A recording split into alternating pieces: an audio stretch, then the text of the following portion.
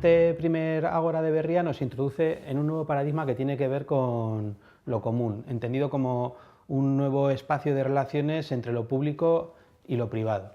Plantea hacer ese cambio como una transición, ¿no? Una transición entre lo que ya somos y entre lo que nos gustaría ser, que tenemos que ir construyendo entre todas. Entonces, la idea un poco es ver cómo podemos pasar de lo competitivo a lo colaborativo y de las estructuras más jerarquizadas a otras estructuras más corresponsables, más horizontales y sobre todo atendiendo a lo que son como las cosas que son emergentes, a lo que sucede en los espacios trans, los lugares de encuentro, las grietas, membranas, ¿no?, entre lo real y eso hacia lo que queremos ir, y es un poco lo que vamos a mirar en este primer Ágora. Estamos viviendo un momento de incertidumbre en el que lo que hemos tenido hasta ahora vemos que no nos funciona, pero lo que estamos construyendo todavía tampoco termina de funcionarnos como nos gustaría, ¿no? Entonces vemos que necesitamos de nuevas herramientas, cambiar las costumbres, los roles, sumar capacidades, y ese es un camino que necesitamos hacer juntas, ¿no?, sumando la diversidad. Eso es una cosa interesante de Berría,